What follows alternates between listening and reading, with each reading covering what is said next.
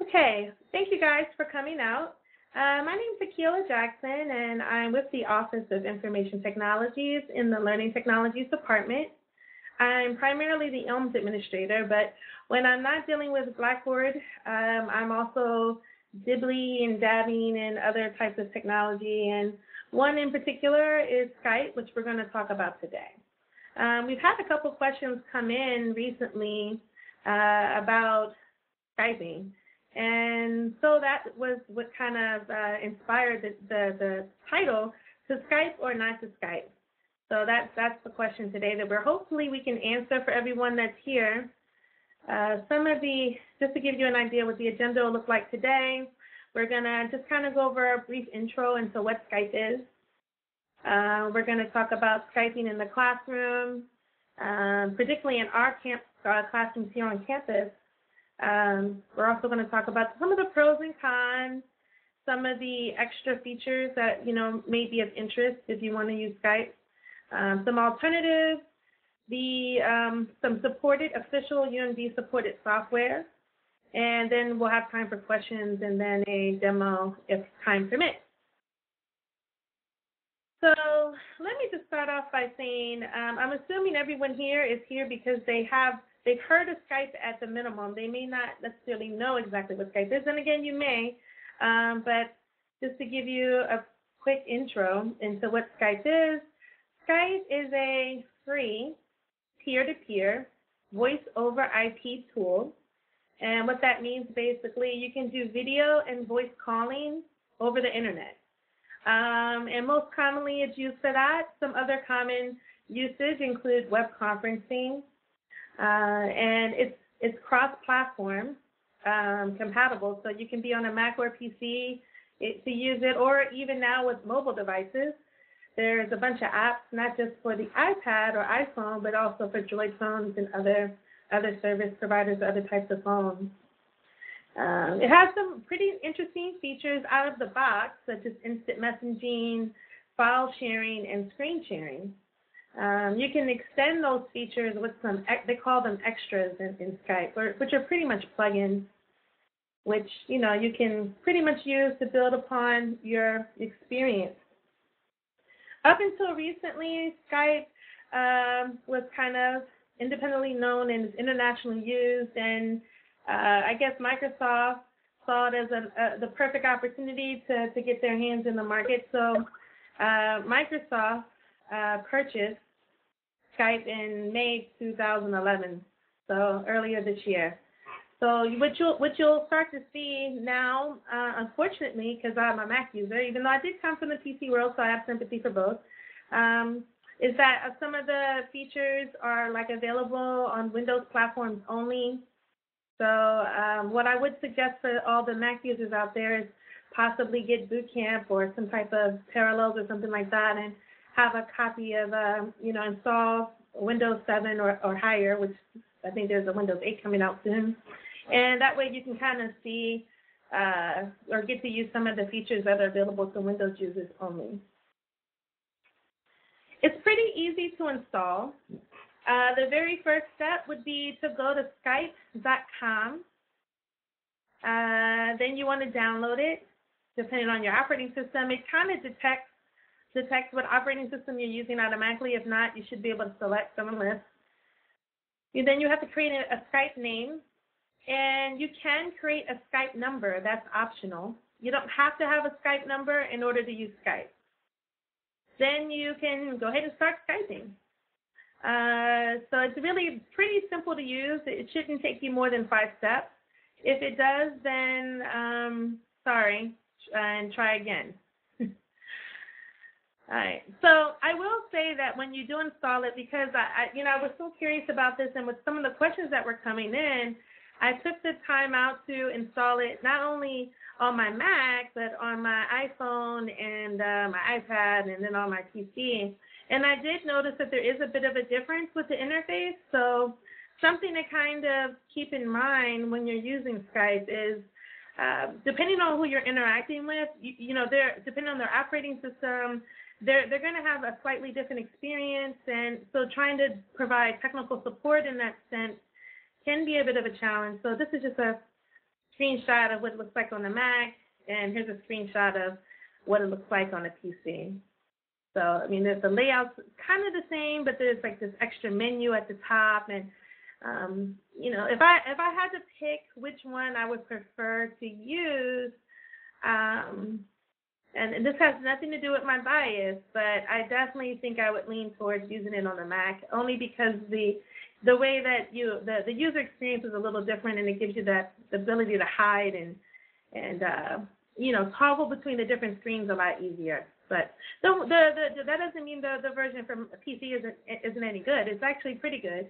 That's just my personal preference. So as you start using it, you'll have other preferences too. And I actually had the luxury of being able to test it out on my phone, and actually has a pretty nice environment there too. So, you know, everyone has different preferences for how they want to access it. Being that it's peer-to-peer, you know, that basically just indicates that you know, it is a client that you have to install. So it's not like you're in the cloud per se. I know that's a very trendy word to use these days. You're pretty much connecting directly to someone's you know, machine. So, and that's why preferences are important there, and it's important to know what a person is using that you're Skyping with. Skyping in the classroom. So we just so happen to be fortunate here on campus to have captured enabled classrooms that actually already have Skype installed in their images, and you can actually use the camera and mics that are already in the room to start Skyping in the classroom. So here's some ideas on what exactly you can do. So one idea for using Skype in the classroom includes an opportunity to invite guest lecturers or other field experts into your classroom. So rather than fly somebody out or have someone travel to you, you can have them interact with you right from wherever they are, and you know, just give that kind of expertise into your classroom for your students.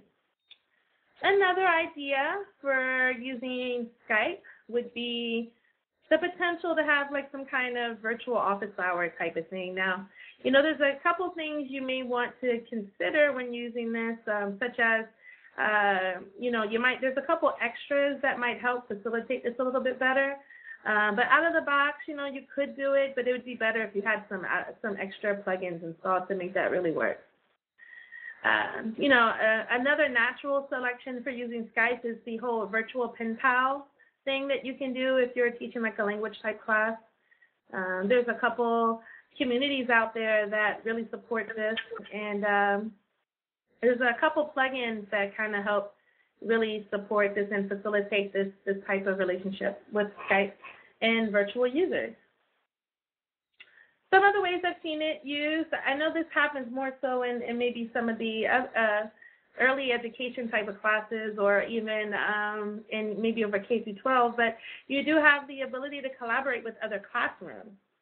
So if there's another class in another university, for instance, and maybe you want to do some kind of cross-joint project for something, and that's one idea. Or you can connect with a business if you're doing kind of like a project-led class with a business or something like that. That's one way to keep in touch. And last but not least, it also could be used for conducting and recording interviews. There is a way that you can capture audio and video and record it and save your conversations in Skype. You have to install a plugin or extra for that to make that work, but it is possible. So moving along, some of the extras for educators that I picked out. One that's pretty popular is called Pamela for Skype Pro. Now, this is currently only available for Windows. There's a 30-day trial, and it's a one-time fee of $25. Now, I know we don't like to pay for anything. We like things to be free, but this one is worth the money.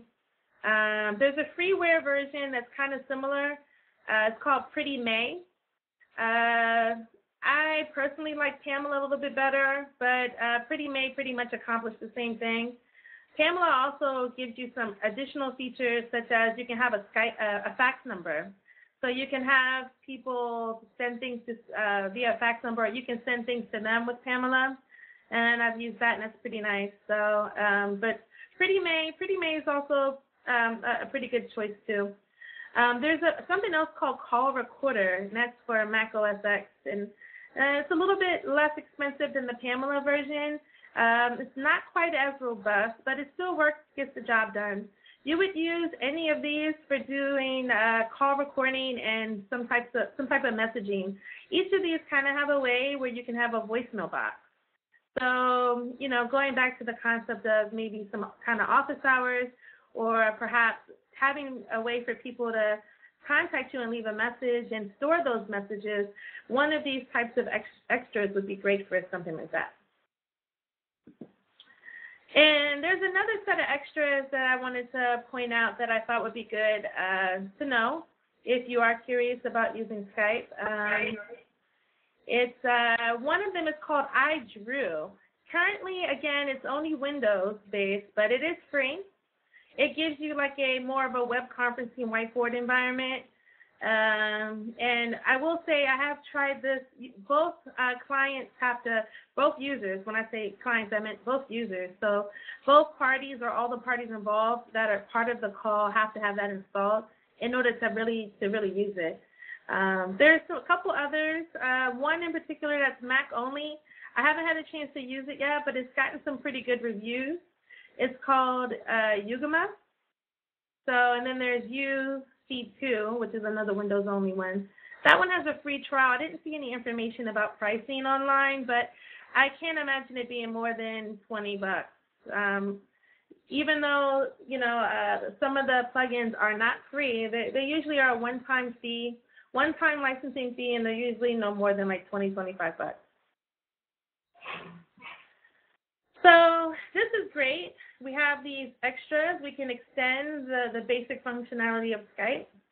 But there are some pros and there are some cons you might want to consider before you dive right into Skype. The pros I kind of talked about already. It's free for the out-of-the-box basic stuff, which you can pretty much do a lot just with the out-of-the-box features.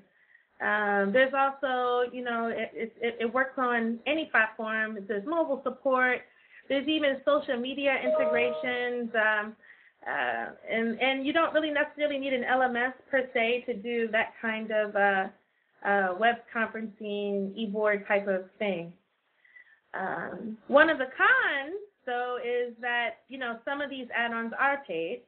Some of them are Windows only. As of right now, there is very limited campus support for Skype. So what that means is that there's no training or anything like that related to Skype. However, there is audio-visual support in the classrooms, and I'll put that information up on one of the slides coming up. But pretty much you could contact our classroom support group, and they can help you troubleshoot the mics and cameras in the different caption-enabled classrooms. You know, there was a lot of talk about the use of Skype in the university setting, and there were some security issues that were brought up in a couple different platforms, conferences, and other types of forums that have been around a couple years ago. And a lot of these security issues have been worked out. Security is constantly improving. As with a lot of peer-to-peer type tools, you know, there's always the risk that somebody's going to try to do something bad or come up with a really naughty way to use it other than what is intended. But Skype so far has been pretty good about staying on top of it.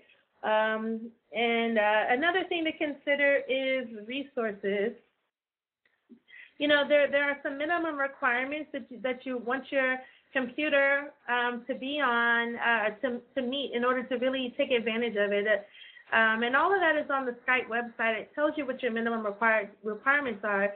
You know, in the event that, you know, your computer doesn't necessarily meet the minimum requirements, you'll start to see a really big problem with performance. And something else, resource-wise, would be network. You know, everyone's network connection speed may be different. So where this is really important, if you are trying to Skype with someone in another country, for instance, you know, something to keep in mind is, you know, not some countries, their infrastructure is not as robust as it is here. So video performance may be a little bit different. And if that's the case, maybe instead of doing a video call, you just want to do an audio call. So these are just some of the things to think about when using Skype.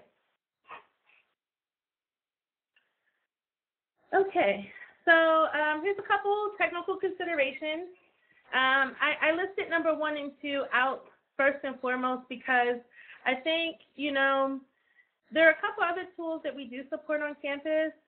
However, each of them have their own unique niches, and I think before you start using Skype and before you try to replace all your other tools or all the other technology that you've heard of or been using so far, you kind of want to figure out, do you even need Skype? Or you need to kind of ask yourself, what is the real reason for using Skype in your course? And I think that should be the number 1 question, the number 1 technical question you should ask yourself. You really, I mean, if your answer, I put like kind of the answer, I shortened the answer in parentheses there, but if your answer isn't the fact that you need some kind of two-way video chatting or that kind of synchronous conferencing, then there may be other tools that we do support on campus that may meet your needs better. So just something to think about. Number 2, the number 2 question that I would say is something you should consider before using Skype is your course being held in a capture-enabled classroom? Now, this is an interesting question. It's kind of a loaded question because, you know, if it's yes, then, you know, you can actually take advantage of the audio video features in the classrooms that we have to really get your experience started. If the answer is no, that doesn't mean you can't use Skype. There's some creative ways that you can use like your own webcam, for instance, and, you know, position it in a place that is will maximize your viewing window so that, you know, you can use it in your classroom or use it out, you know, use it in a non-brick and mortar type of classroom setting. So, you know, just because you're not in a capture-enabled classroom doesn't mean you can't use Skype. There are other creative ways, and I'd be happy to go into that more during the questioning part at the end of the presentation. And if the answer is maybe, like you're not really sure if you're in a capture-enabled classroom or not, there is a website that you can go to find out, and that's classrooms.umd.edu. There also should be a form there where you can request a capture-enabled classroom or space if you don't currently already have one. Some other technical considerations, not that they're less important, but just some things to think about. You know, when you're using any type of technology that is web-based, you still have to kind of think about user experience and think about how technical are the people that you're going to be communicating with.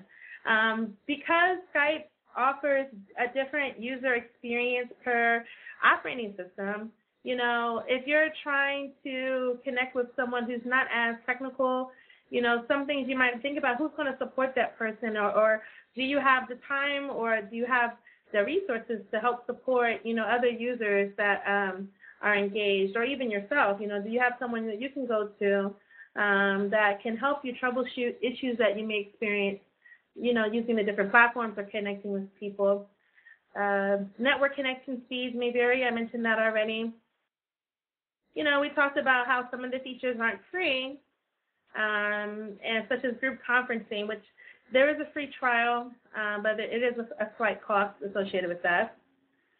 And, you know, as of right now, like we had mentioned before, there's limited support for Skype, but, you know, there are people that are using it actively right now, and so far, so good.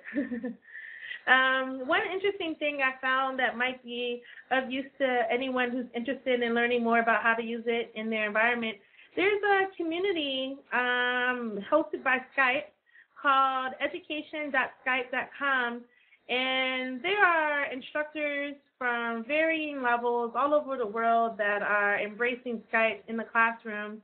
And it gives, when you go to the site, it gives you like a screen like you see at the bottom, and it gives you the numbers. And at the time that I took this screenshot, they had that many users subscribed that claimed to be teachers that were using Skype in the classroom. So, you might want to go there to get some ideas, or maybe even collaborate with other users that are been using it already, or maybe they're just starting out, and see if you can get something going that way. So that might be a good resource for you guys out there too.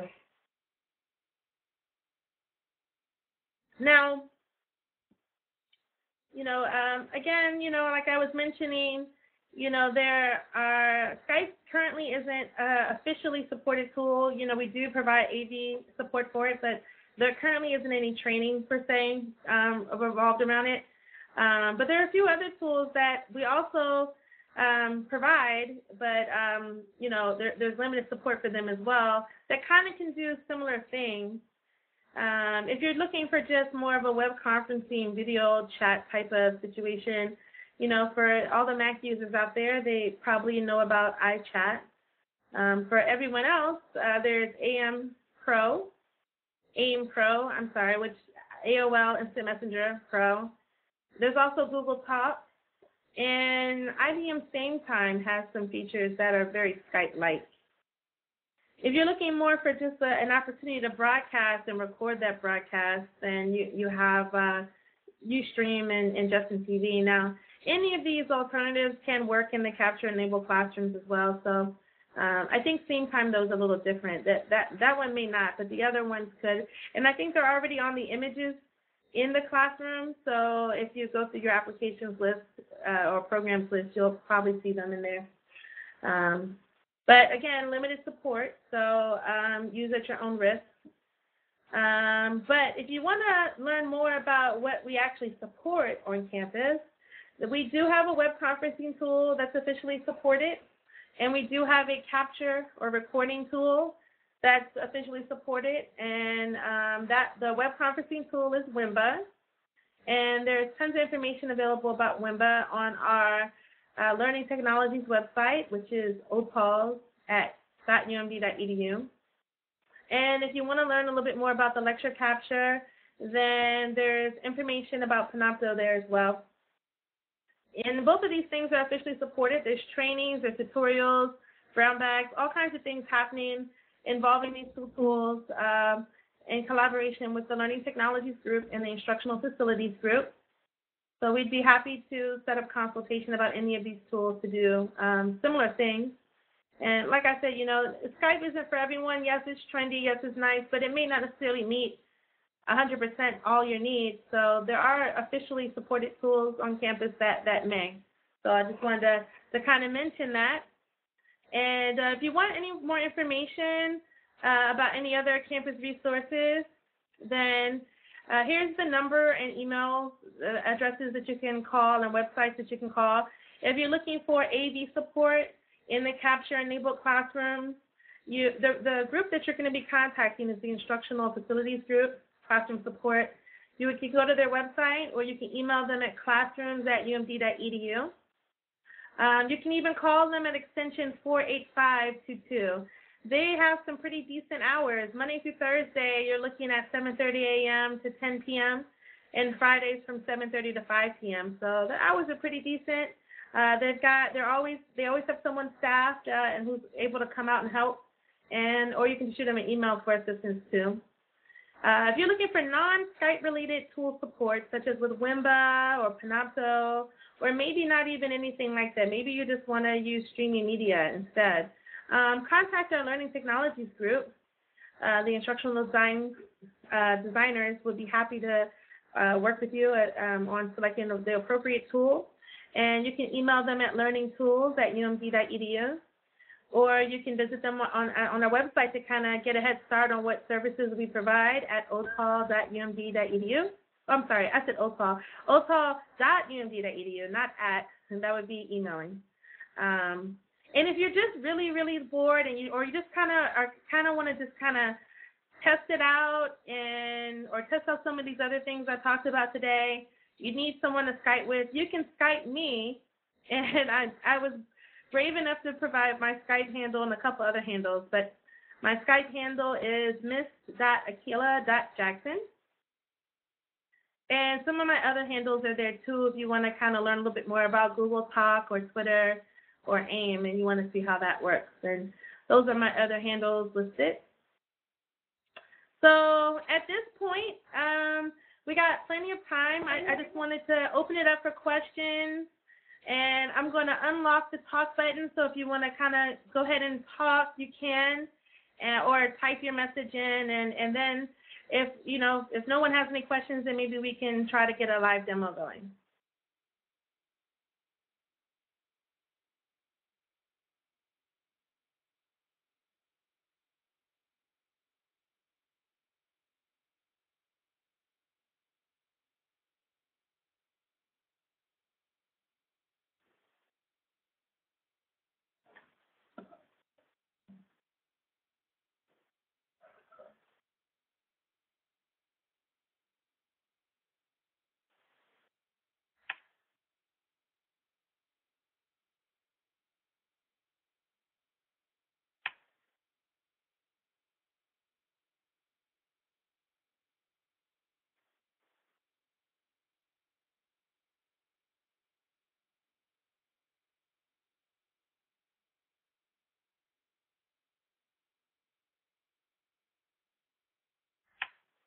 All right, looks like Deb says it'd be great to see a live demo. I'm assuming that the rest of you guys are pondering upon questions, and I can do a live demo for you guys if you guys want to see that. And the next question is, there actually are a couple of faculty members out there that are currently using Skype. I don't know if any of them are here. Is anybody here actually using Skype already in their classroom?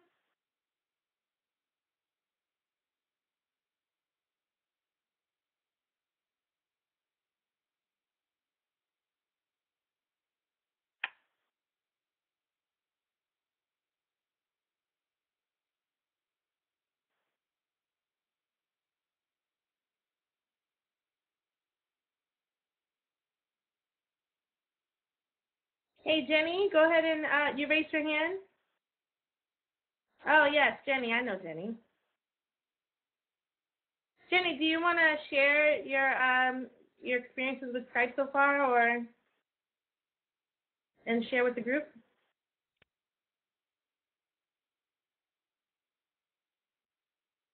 Oh. Akila, can you hear me? Yes.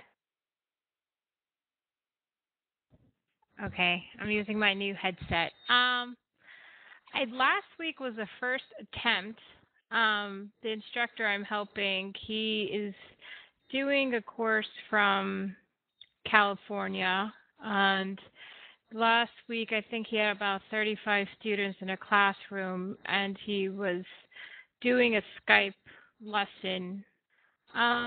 I think it still needs some tweaking. I didn't stay for the whole course, just a couple minutes, but and then I had some feedback from the professor and then from some of the students in the class.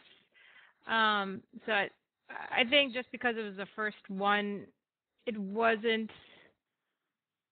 It was okay. But the only concern about the technology in the classroom was that the cameras are situated in the back of the room so that you can see only the students' backs or heads, and there's not a front-facing camera. So I guess my question is, do you know if classroom technologies would ever have or be able to have cameras in the front of the classroom? Wow, that's a really good question. I'm not sure the answer to that. I would say shoot an email over to classrooms@umd.edu and let them know, what your need is for something like that. I do know from going to some of the different environments that the classroom is in the back. So if you're in a small classroom, you probably are only going to be able to capture up to a certain number of chairs. I guess one way to get around that may be to try to rearrange the furniture or something like that. But for those that some of the classrooms that don't have that luxury, maybe the other alternative would be to maybe supply your own webcam and then just kind of attach that to your teaching station, and that would be one way that you could toggle between having that front-facing view for using Skype. Thanks for the question. Thanks. I actually did buy a webcam, so for this week's class, I'm going to set it up and see if it works any better. Just because I think from the perspective of the instructor, he said that it would be helpful for him to be able to actually see the class facing forward than the backs of their heads. Wow, that's really great. And it looks like Janine chimed in and said that Classroom Support has some webcams for loan. Thank you for that information. I wasn't aware of that, so that's great to know.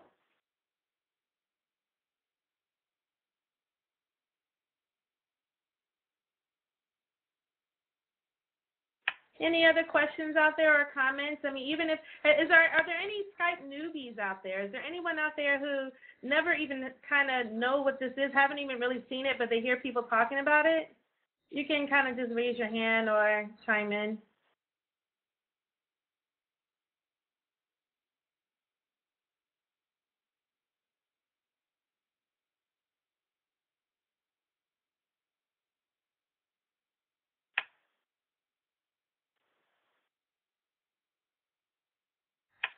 Okay, well, what I'm going to do now at this point, I'm going to just give a nice little demo of Skype.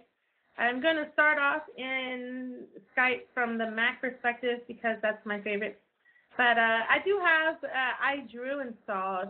If you were curious about what that web conferencing extra looks like, and I have that on my Windows parallel window environment, so I can kind of show that too. So hopefully I can find somebody who's online to Skype with. So if you give me just a few moments here, I'm going to share my screen.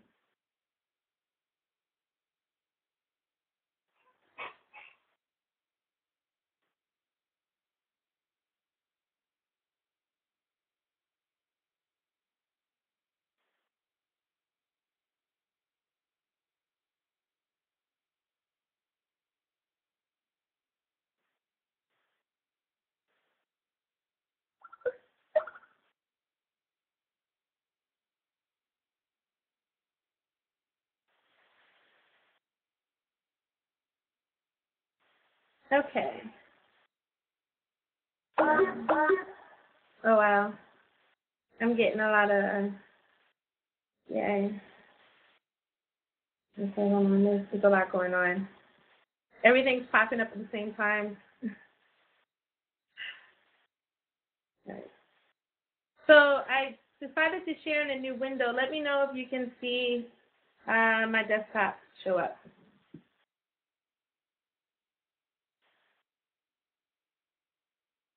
All right. Do you guys see the ladybug?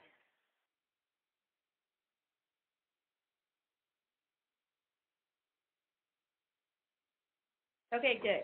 I have two desktop screens, so I just wanted to confirm. Okay, so I've already signed into Skype on the Mac. So I got a request that just came in. So I'm going to go ahead and accept this friend request. Yay. Hooray. So this is kind of the experience that you would see on a Mac. I'm just going to switch to contact view. So I have a few contacts here. Let's see. Do I have anyone online? I have a couple people. I'm going to start with Deb since she's online. Here. I'm going to do a video call. So, on a Mac, you can easily just, kind of select a video call from the contact page. There's a couple different ways to get to the same thing. So I'm going to start with that. Hi, Akila. Hi, Deb. I didn't powder my nose. Oh, no. So one thing I'm going to show everyone, Deb, is how to toggle the chat box, which is at the bottom. On a Mac, you just kind of hit the toggle button. I can also toggle the contact bar on the side and toggle that off. And I'm going to add another call. I went ahead and did the trial for the group call thing. So I'm going to try to call Lee now and add her to the call and see what happens. So I'm going to pick her from the list. So, okay. Hey, Lee, are you there? Yeah, hi. Yeah. Ooh, there's some feedback. Okay, so she's talking in the conversation. So this kind of is the gist of Skype. I mean, there's a couple different things that can happen at this point. I can keep adding people to the call, or I can start sharing my desktop with them, or share files. I can even send contact information. So there's a couple different things that can happen at this point. So that's kind of the gist of it. I didn't want to, well, I guess I can just show you what happens when you share a screen. When you share a screen, you get a nice little pop-up, and I'll say, yes, I want to share my screen. So this is going to be interesting because I'm not sure what screen they're going to see. Okay. So it's starting to share a screen. So they may see themselves. Sharing a screen within Wimba share screen is kind of an interesting concept. Okay, so they should be seeing a screen here soon. Hey, Deb, do you see my screen in Skype? Okay, good. Usually there'd be a box that appears here. I think we may be doing more. There it is. Okay. So I just toggled it on. I accidentally had it toggled off. But if you're sharing your screen with someone, then you can, you can kind of see what screen they're seeing here at the bottom, or you can toggle that off like I did. And if they're on the other side, you can switch to full screen mode pretty easily and switch windows and a bunch of different little things you can do. So I just want to, I'm going to thank you guys. I'm going to end this call. I'm going to show off the whiteboard feature for the Windows version. Thank you. So I'm going to stop video. And I'm going to minimize this. So this is kind of what happens on the Mac version. Just so you kind of can see the differences here. I have a PC version loaded up. And so the interface is a little different. So, you have a menu option here. You have the Facebook plugin built in here. And just some other, just some cosmetic differences. I mean, the functionality is all the same. It's mostly cosmetic differences. So, for instance, where you would come here to kind of, get apps or change your notifications is a little bit different than on a Mac. But that's not the purpose of me showing you this. I want to show you guys the iDrew application, which is getting ready to start. So this is the whiteboard that's available on the Windows version only. Now, again, when you're using this, it's a situation where, you don't have to have your Skype open in Windows, but you could have it kind of side by side. I'm trying to rearrange the screen. You could do something like that, I suppose. But I think most people probably just minimize their Skype screen. They come to iDrew, and this is where you would come and you add your participants from Skype. So once you have to install Skype first. Then after you've installed Skype, then you install iDrew. iDrew automatically syncs with the contacts in your Skype list, and then you can add people to your web conference from iDrew. So you can just add some people. Now, I can add all these people, but the thing is, if they don't have the application, then they'll just kind of just sit in this queue. And they'll get an invitation to install the software, but, they won't actually be able to actually do the collaborative type stuff here. But this is a standard whiteboard. I'm going to make it bigger. I mean, I can draw on it. Okay, I can type. There's a neat little formula thing here, so I can say, I could pick like sine, cosine, and do some interesting like formula type stuff, I guess. So I could pick tan and say like tan of 4. I don't know. So there's some interesting things to play with. You can even do things like share pictures, and you can export, you can print, you can save your board as a picture, or you can save it as a iDrew file and then convert it to a picture. So there's a couple of different things. So this is just, in case someone was curious out there. Again, this is Windows compatible only. And if you were interested in learning a little bit more about that, that's the iDrew app. And I would say download it. It's free. Try it. Test it out. Okay. All right. I'm saving that. Okay. So does anyone else have any questions or anything they want to see or anything they want me to do?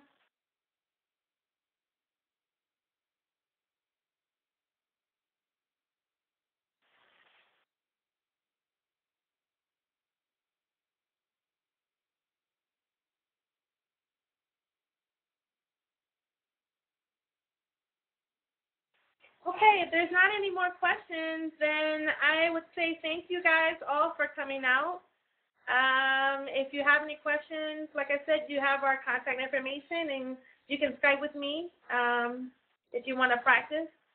And other than that, thank you guys for your time, and we'll see you next week. Next week will be a talk on libraries and using the different facilities of the libraries and the different tools they have available or things you can reserve with them.